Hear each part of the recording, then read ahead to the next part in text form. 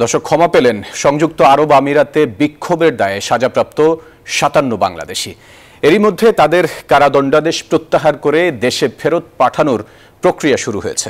এটিকে অন্তর্বর্তীকালীন সরকারের কূটনৈতিক সফলতা বলছেন পররাষ্ট্র উপদেষ্টা তৌহিদ হোসেন।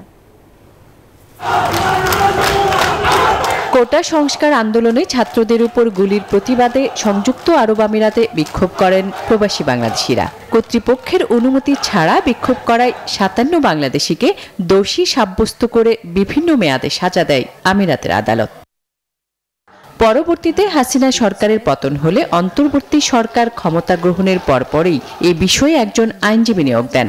তবে আমিরাতের প্রেসিডেন্ট মোহাম্মদ বিন জায়েদ আল নাহিয়ানের সঙ্গে প্রধান উপদেষ্টা ডক্টর মোহাম্মদ ইউনূসের ফোন আলাপের পরে এই প্রক্রিয়া সহজ হয়। মুক্তি মেলে ৫৭ বাংলাদেশির। এনজিওর কিস্তি প্রথমবার বিকাশ পেমেন্ট করলেই ২০ টাকা ইনস্ট্যান্ট ক্যাশব্যাক। মাননীয় প্রধান উপদেষ্টারা এদের সাথে যোগাযোগের মাধ্যমেই এগুলো পেয়েছে। টেলিফোন আলাপের পরিপ্রেক্ষিতে এবং আমাদের দূতাবাসের সেই ২২ জুলাই থেকে এই প্রসেসটার মধ্যে ছিল। এটিকে অন্তর্বর্তীকালীন সরকারের কূটনৈতিক জয় বলছেন পররাষ্ট্র উপদেষ্টা তৌহিদ হোসেন। আমরা তো পুরোটাই বজায় রাখতে চাই। আমরা চাই যে আমাদের প্রবাসী যারা আছেন তারা যেন কোনো সাফার না করেন। একটা কথা আমি সবসময় বলেছি যে তাদের অনেক সমস্যা কিন্তু আমরা ঢাকা থেকে তৈরি করে দিই।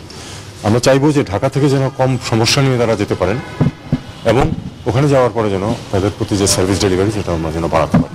এরই মধ্যে বন্দী বাংলাদেশি নাগরিকদের কারাদণ্ডের মেয়াদ বাতিল করে দেশে ফেরত পাঠানোর প্রক্রিয়া শুরু হয়েছে। তবে আগামীতে আমিরাতে বসবাসরত সব নাগরিকদের আইন মেনে চলার আহ্বান জানিয়েছেন দেশটির attorney general. Desk report, news 24।